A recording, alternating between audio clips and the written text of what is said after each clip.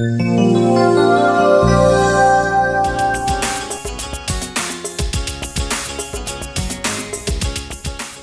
ناظرین، روزوں کا یہ پاک موسم ہمیں گناہوں سے رہائی حاصل کرنے کا فضل عطا کرتا ہے۔ آج کی پاک انجیل میں ہم ایک زانیہ عورت کی کہانی سنتے ہیں۔ فقیہ اور فریسی جو شریعت کے استاد تھے اور خدا یسوع مسیح کو ہمیشہ آزمانے کی کوشش میں رہتے تھے۔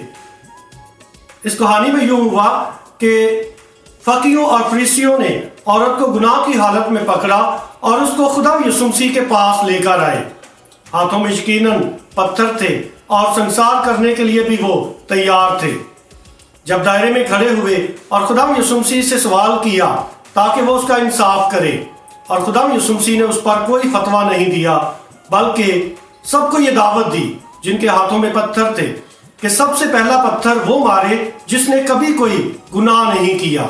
اس پر لکھا ہے کہ وہ سب اپنے پتھر پھینک کر ایک ایک کر کے چلے گئے اور وہ عورت تنہا رہ گئی، اور خدا یسوع مسیح نے اس پر رحم کیا کہ بیٹی چلی جا، پھر گناہ نہ کرنا۔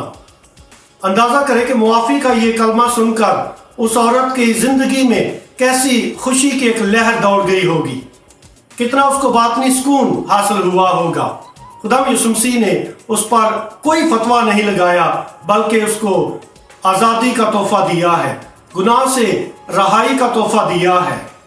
روزوں کا یہ پاک موسم ہمیں ایک موقع دیتا ہے کہ ہم گناہوں سے رہائی حاصل کر کے، گناہ سے دوری اختیار کر کے خدا کے پاس چلے آئیں، خدا کے ساتھ یگانگت قائم کر لیں تاکہ ہم کبھی بھی دوبارہ گناہ میں نہ گریں بلکہ خدا کے فضل میں ہمیشہ قائم رہیں۔ روزوں کا یہ پاک موسم ہمیں قوت دیتا ہے تاکہ ہم سچا اعتراف کر کے، گناہوں کا اقرار کر کے خدا کے پاس واپس آئیں۔ خدا ہمیں ایسا کرنے کی توفیق دے، آمین۔